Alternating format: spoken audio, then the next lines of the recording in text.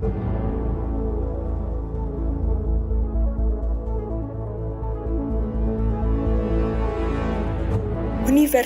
Lambung Mangkurat merupakan universitas tertua dan terbaik di Kalimantan dengan akreditasi A menurut Badan Akreditasi Nasional Perguruan Tinggi tahun 2019 dengan mahasiswa yang berasal dari berbagai daerah, dalam dan luar negeri, serta menjadi tujuan favorit mahasiswa perguruan tinggi lain sebagai mitra dalam MBKM.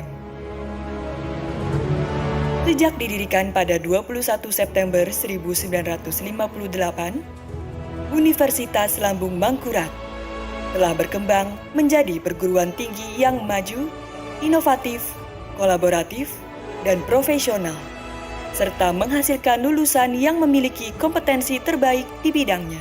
Pada bulan Maret tahun 2022, Universitas Lambung Mangkurat atau disebut ULM telah berubah status dari PTN Satuan Kerja menjadi PTN Badan Layanan Umum atau BLU.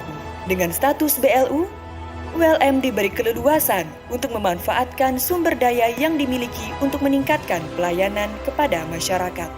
Kini, di bawah kepemimpinan Rektor Profesor Ahmad, ULM telah memiliki 1.326 dosen.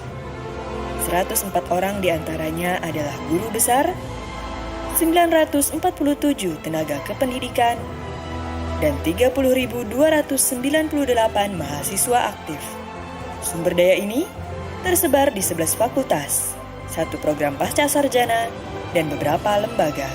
Dengan visi dan misi mewujudkan ULM sebagai universitas terkemuka dan berdaya saing di bidang lahan basah, ULM terus berusaha meningkatkan sarana dan prasarana pembelajaran, penelitian, dan pengabdian kepada masyarakat, serta kegiatan pendukung lainnya yang mengarah bidang lahan basah.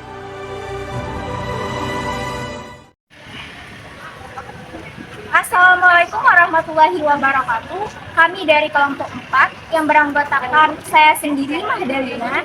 Saya Muhammad Rizky Febriansyah. Saya Yulia Fitri Rahmawati.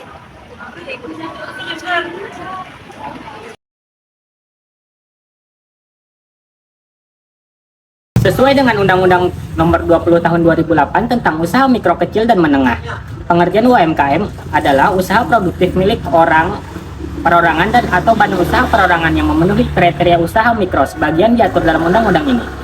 Usaha kecil adalah usaha ekonomi produktif yang berdiri sendiri yang dilakukan oleh perorangan atau badan usaha yang bukan merupakan anak perusahaan atau bukan cabang perusahaan yang dimiliki, dikuasai, atau menjadi bagian baik langsung maupun tidak langsung dari usaha menengah atau usaha besar yang memenuhi kriteria usaha kecil sebagaimana dimaksud dalam undang-undang ini.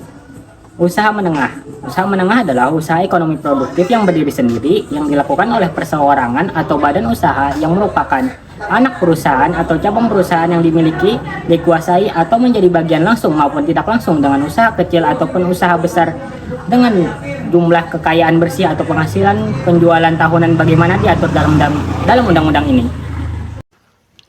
Seperti diatur dalam Peraturan Perundang-undangan Nomor 20 Tahun 2008 sesuai pengertian UMKM tersebut, maka kriteria UMKM dibedakan secara masing-masing meliputi usaha mikro, usaha kecil, dan usaha menengah.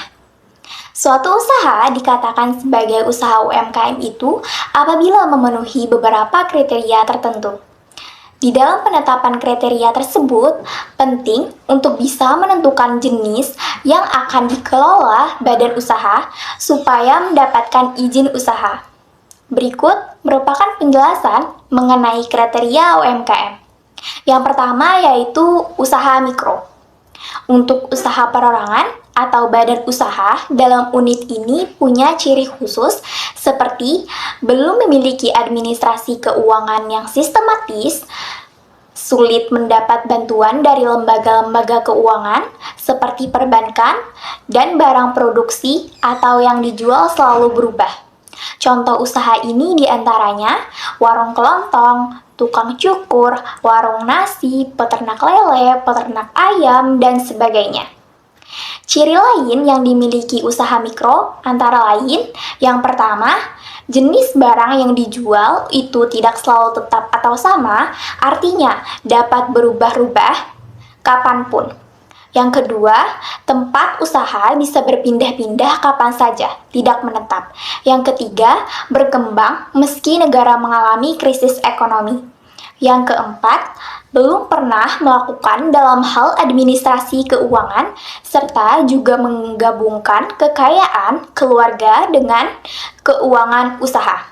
Yang kelima, tenaga kerja yang dimiliki biasanya sekira 1-5 orang saja. Yang keenam, pemilik usaha mikro biasanya jujur serta ulet dan juga mau untuk dibimbing apabila menerima pendekatan yang tepat. Yang ketujuh, sulit untuk mendapat bantuan kredit dari perbankan. Yang ke-8, tidak sensitif terhadap suku bangsa. Yang ke-9, usaha relatif kecil. Yang ke-10, non-ekspor-impor.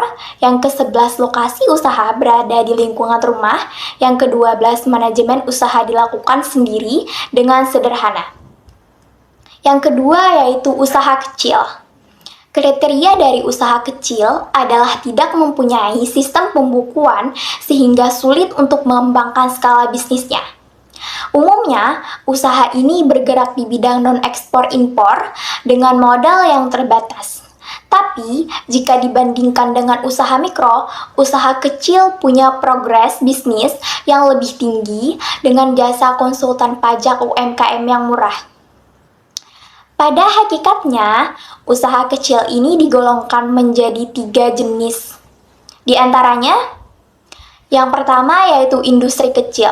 Contohnya seperti industri rumahan, industri logam, industri kerajinan tangan, dan lain sebagainya. Yang kedua yaitu perusahaan berskala kecil. Contohnya seperti minimarket, koperasi, toserba, dan lainnya. Yang ketiga, usaha formal, contohnya seperti pedagang kaki lima yang berjualan sayur, daging, dan sebagainya. Beberapa hal yang membedakan usaha kecil dengan usaha mikro antara lain, yang pertama, tidak mempunyai sistem pembukuan. Yang kedua, sulit untuk meningkatkan atau memperbesar skala usahanya. Yang ketiga, modal yang dimiliki terbatas jumlahnya. Yang keempat, tidak terlibat dalam aktivitas ekspor-impor. Yang kelima, teknologi yang digunakan memiliki sifat semi-modern, bahkan ada juga yang tanpa teknologi atau masih secara tradisional. Yang keenam, gaji karyawan kecil. Biaya produksi per unit lebih tinggi. Yang ketujuh, jenis produk yang dijual tidak banyak. Yang ke-8, kurang dipercaya masyarakat saat harus menawarkan produk baru karena kalah saing dengan brand yang dibawa perusahaan besar. Yang ketiga yaitu usaha menengah. Berbeda dengan 2 usaha sebelumnya, untuk badan usaha ini sudah memiliki manajemen yang lebih modern. Sistem administrasi keuangannya pun jauh lebih baik dibandingkan usaha mikro atau usaha kecil, meski dengan modal yang terbatas. Selain itu, karyawan di usaha menengah sudah memiliki fasilitas seperti jaminan kesehatan dan kerja. Untuk masalah legalitas, usaha level ini harus punya NPWP, izin tetangga, dan legalitas lain. Contoh jenis usaha menengah. Yang pertama, yaitu usaha pertanian, perkebunan, kehutanan, skala menengah. Yang kedua, usaha perdagangan skala besar yang melibatkan kegiatan ekspor-impor. Yang ketiga, usaha ekspedisi muatan kapal laut, garmen, serta juga jasa transportasi seperti bus dengan jalur antar provinsi. Yang keempat, usaha industri makanan, minuman, elektronik, serta juga logam. Yang kelima, usaha pertambangan. Berikut ini adalah beberapa ciri-ciri usaha menengah yang membedakannya dengan jenis usaha lain. Yang pertama yaitu manajemen usaha yang lebih baik dan lebih modern. Yang kedua, adanya pembagian tugas yang jelas antara bagian keuangan, bagian marketing, bagian produksi, dan lain sebagainya. Yang ketiga, melakukan administrasi keuangan dengan cara menerapkan sistem akuntansi lebih teratur. Hal ini akan mempermudah pihak tertentu dalam melakukan pemeriksaan dan juga penilaian. Yang keempat, memberikan jaminan sosial kepada para pekerjanya seperti jaminan kesehatan, jam sostek, dan lain sebagainya. Yang kelima, telah mengurus segala legalitas usaha seperti usaha bimbel masuk PTN atau bimbel masuk UI yang dimiliki masyarakat Indonesia, harus mengurus perizinan, izin usaha, NPWP, izin tempat, dan lain sebagainya. Klasifikasi UMKM atau usaha kecil menengah. Berdasarkan perkembangannya, UMKM di Indonesia dapat dibedakan dalam 4 kriteria diantaranya. Yang pertama, livelihood activities, yaitu UMKM yang dimanfaatkan sebagai kesempatan kerja untuk mencari nafkah yang lebih umum dikenal sebagai sektor informal. Misalnya adalah pedagang kaki lima. Yang kedua, micro enterprise, yaitu UMKM yang mempunyai sifat pengrajin namun belum punya sifat kewirausahaan.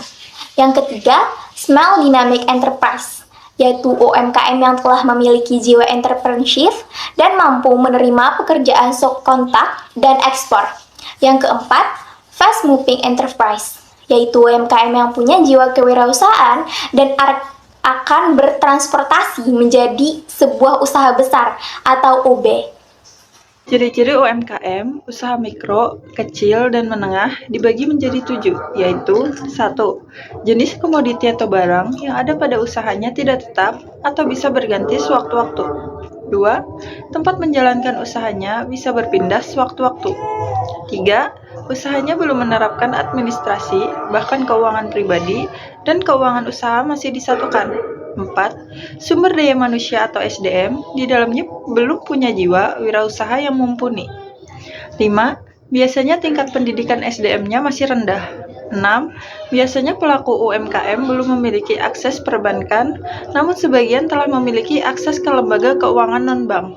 7. Pada umumnya belum punya surat izin usaha atau legalitas termasuk NPWP. Jenis-jenis UMKM seperti yang dijelaskan pada pengertian UMKM yang tertuang dalam Kepres RI nomor 19 tahun 1998 sebagai kegiatan ekonomi rakyat pada skala kecil yang perlu dilindungi dan dicegah dari persaingan yang tidak sehat. Pada dekade terakhir ini, mulai marak bermunculan bisnis UMKM, mulai dari skala rumahan hingga skala yang lebih besar. Berikut adalah contoh jenis usaha yang termasuk UMKM, yaitu usaha kuliner. Salah satu bisnis UMKM yang paling banyak digandrungi bahkan hingga kalangan muda sekalipun. Berbekal inovasi dalam bidang makanan dan modal yang tidak terlalu besar, bisnis ini terbilang cukup menjanjikan mengingat setiap hari semua orang membutuhkan makanan. Berikut contoh dari UMKM kuliner yang kami ambil, yaitu Soto Banjar. Soto Banjar merupakan makanan yang khas dari Banjar, yang gurih dan nikmat disantap saat keadaan panas. Soto Banjar menjadi salah satu menu soto yang nikmat serta lezat. Dengan rasa yang mampu menyegarkan tubuh ini, membuat Soto Banjar begitu digandrungi oleh banyak kalangan. Banyak penyuka Soto Banjar menjadi salah satu kesempatan Anda bagi calon pengusaha yang tertarik membuka bisnis Soto Banjar. Peluang usaha Soto Banjar ini masih sangat bagus untuk dijalankan sebab permintaan pasar yang begitu besar. Dalam menjalankan usaha Soto Banjar ini membutuhkan modal yang cukup besar. Dengan menjalankan usaha Soto Banjar ini, maka akan semakin mudah mendapatkan keuntungan. Bisnis Soto Banjar bisa menjadi salah satu pilihan tempat bagi calon pengusaha, modal usaha yang ringan dan proses pembuatan Soto Banjar yang simpel. Untuk membuat menu Soto Banjar ini sangat mudah. Bahan yang digunakan sama dengan membuat soto pada umumnya, hanya saja ada beberapa tambahan bumbu, yaitu kapulaga, cengkeh, lada, dan bumbu lain yang akan membuat cita rasa Soto Banjar menjadi lebih gurih dan nikmat. Apabila ingin menghasilkan rasa Soto Banjar ini, maka cobalah untuk membuatnya dari bahan-bahan berkualitas dan segar. Bahan Soto Banjar bisa dibeli di beberapa pasar tradisional. Konsumen Soto Banjar. Menu Soto Banjar ini banyak disukai oleh berbagai kalangan karena harganya yang terjangkau sehingga membuat siapapun membelinya. mulai dari anak-anak hingga orang tua, baik pria maupun wanita, dapat mencoba soto Banjar yang enak dengan rasa yang khas ini. Strategi usaha soto Banjar. Menjual menu soto Banjar ini perlu menggunakan banyak cara supaya bisnis soto Banjar bisa berjalan dengan lancar dan mudah.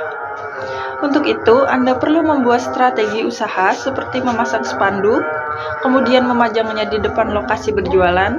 Selain itu, bila sudah mendapatkan konsumen, maka layani dengan baik para konsumen, supaya mereka puas ketika berkunjung kembali untuk menikmati soto Banjar.